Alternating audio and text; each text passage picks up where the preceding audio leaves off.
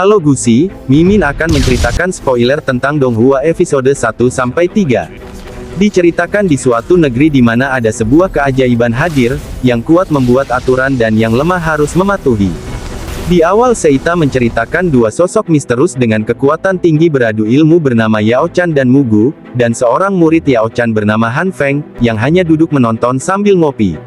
Mereka beradu kekuatan dahsyat yang menyebabkan bebatuan runtuh, dan listrik klan mati total. Ketika Yao Chan mendesak Mugu dengan kekuatan dahsyatnya di situ Mugu terdesak hampir mati, namun dengan kelicikannya dia menyerang murid Yao Chan bernama Han Feng yang sedang menyaksikan gurunya bertarung dengan Mugu.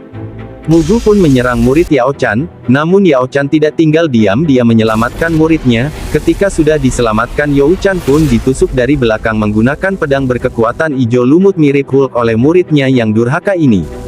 Dikarenakan si Han Feng sakit hati karena belum menguasai pembakaran api tingkat alkemis, Yao Chan pun berubah menjadi sesosok jiwa dan masuk ke dalam cincinnya.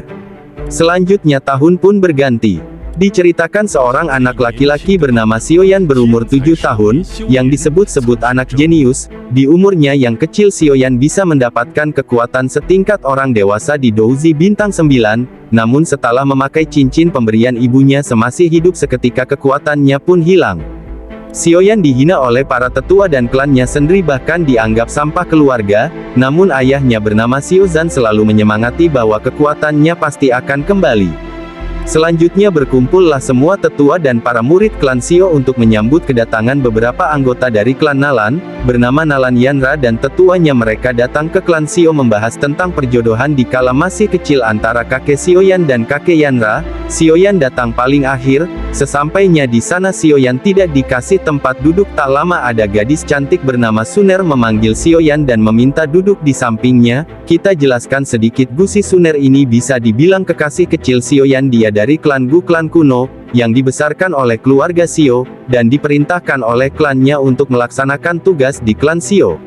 Yanra datang untuk membatalkan perjodohan ini dikarenakan Xiaoyan tidak mempunyai kekuatan dan Yanra merasa tidak sebanding dengan Xiaoyan karena dia sudah di tingkat Douze bintang 9 sedang Xiaoyan masih tidak mempunyai kekuatan. Yanra dengan lantang berbicara kepada ayah Xiaoyan untuk membatalkan perjodohan ini secara sepihak tanpa kakeknya tahu, karena Yanra akan menjadi calon ketua sekte Yunlan. Seketika itu pun ayah Xiaoyan marah dan mengeluarkan aungan macan karena merasa dipermalukan di depan keluarga klannya, di depan banyak orang.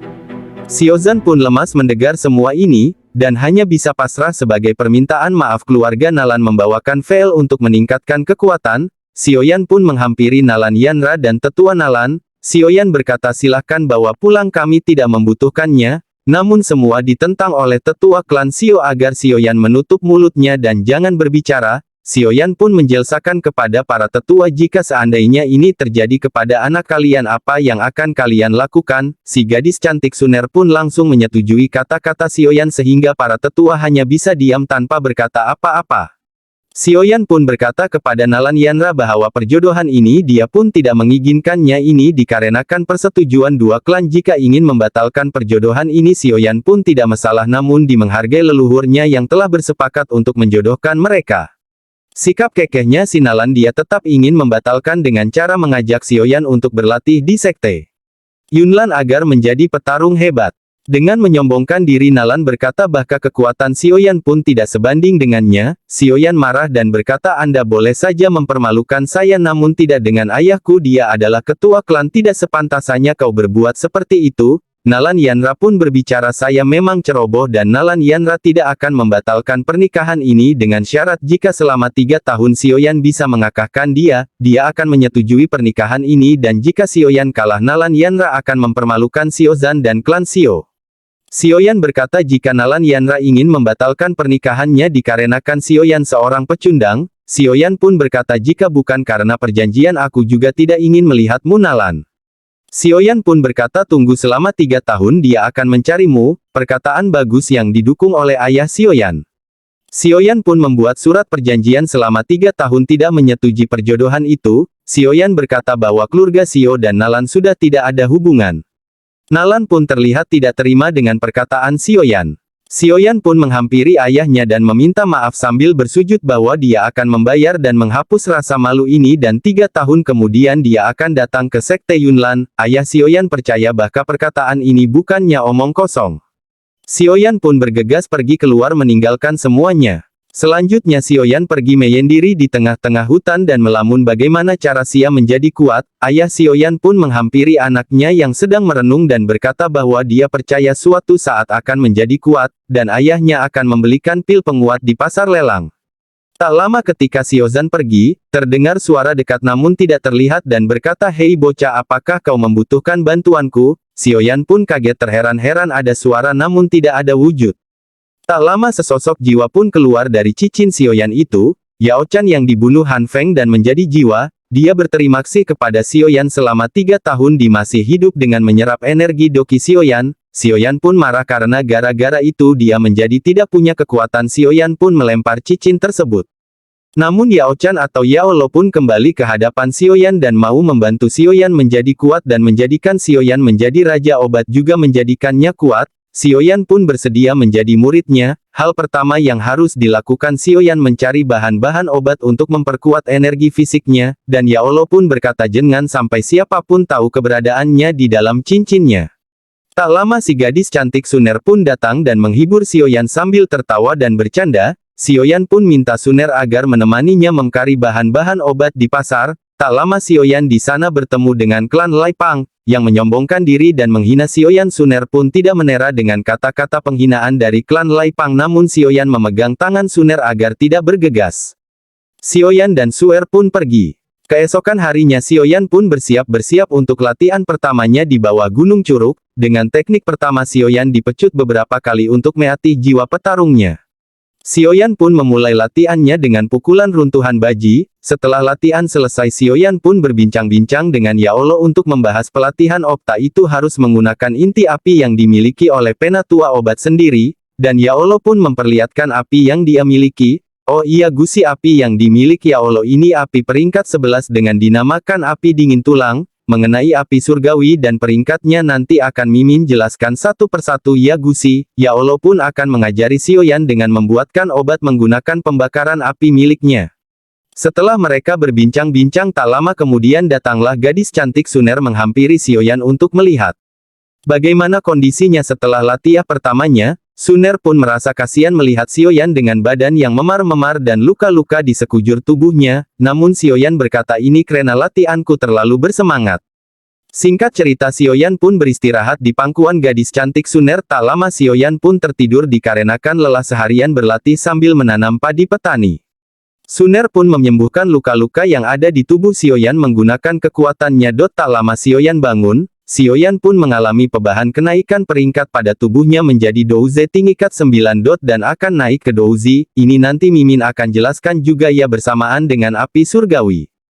Singkat cerita Xiaoyan dan Suner pun pergi ke pasar dikarenakan tempat bisnis penjualan obat klan Xiao diganggu oleh keluarga GLI. Keluarga GLI ingin mengambil paksa bisnis keluarga Xiao. Tak lama terjadilah perdebatan antara Xiaoyan dan keluarga GLI. Pertarungan pun tak terhindarkan dengan satu kali pukulan Xiaoyan pun menghajar keluarga Lai dan guru pentua obatnya dengan satu pukulan.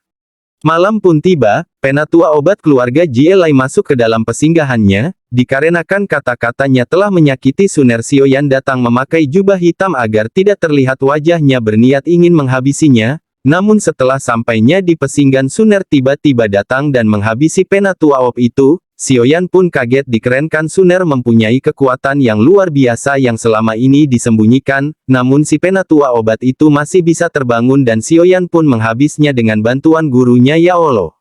Setelah Xiaoyan menghabisi pentua obat itu dia pun bergegas kembali ke klan Xiao namun ternyata Xiaoyan dihadang oleh gadis cantik Suner kekasih kecilnya, dan Suner pun bertanya siapa kau? Dikarenakan Xiaoyan tidak ingin ada pertarungan bersama kekasih kecilnya dia menceritakan bahwa dia suruhan dari seorang pria kecil untuk membalaskan dendamnya dari perkataan yang menyinggungnya. Setelah itu Suner pun pergi dan berterima kasih. Singkat cerita keluarga Jilai pun datang ke keluarga Xiao membuat kerusuhan karena ingin membalaskan dendam terhadap penatua obatnya yang sudah dibunuh Xiaoyan. Pertarungan hebat pun terjadi antara Xiaozan ayahnya Xiaoyan dan keluarga Lai Peng, yang membuat ayah Xiaoyan terpental dan tak berdaya. Xiaoyan sedang berkultivasi di arena latihan untuk meningkatkan levelnya, namun diganggu oleh keluarga Jielai, dan memberitahukan bahwa ayahnya sedang dalam pertarungan. Xiaoyan pun pergi karena ingin membantu ayahnya, namun Yao Lo tidak mengizinkan dikarenakan dia teringat saat menyelamatkan muridnya malah dikhianati. Namun Xiaoyan berkata bahwa keluarga lebih penting. Akhirnya Xiaoyan pun berlari untuk menolong ayahnya.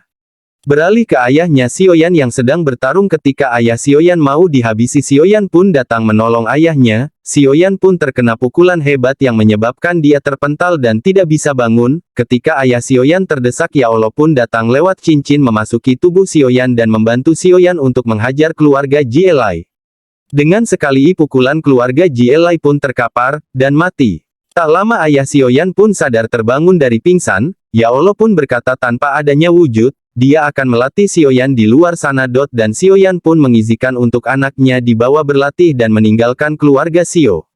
Setelah itu pun Yao Lo dan Xiaoyan berbincang bahwa Yao Lo ingin membereskan masa lalunya, dan dia ingin hidup kembali, tanpa menjadi jiwa. Yao Lo pun memberikan arahkan kepada Xiaoyan agar dia bisa menguasai teknik Fenju, dan segera menjadi kuat agar apa yang dia harapkan bisa terlaksana. Dan Yao Lo pun mengungkapkan perasaannya karena beruntung bertemu dengan Xiaoyan. Xiaoyan pun dikasih 2 gulungan, 1 gulungan lipat merah dan gulungan biasa. Xiaoyan memilih gulungan biasa dan dia berkata tidak masalah gulungan manapun, yang terpenting kau adalah hartaku. Yao Lo pun senak mendengar ucapan tulus Xiaoyan. 1 bulan kemudian Xiaoyan pun berpamitan dan meminta izin untuk pergi berkelana meninggalkan klan Xiao, agar menjadi kuat dan membalaskan dendam kepada Nalan Yanra. Namun Suner merasa sedih dan tidak ingin Xiaoyan pergi meninggalkannya. Suner pun mengajak Xiaoyan berlatih bersama di Akademi Jianan, namun Xiaoyan dengan mesra memeluk Suner dan menenangkannya agar tidak usah khawatir dengannya. Dan Xiaoyan berjanji setelah 3 tahun akan menjemput Suner di Akademi Jianan. Tak lama ayah Xiaoyan datang dan Xiaoyan pun pamit meninggalkan klannya sendiri dan berkelana dengan gurunya untuk mencari api surgawi dan melatih Fenju pembakaran.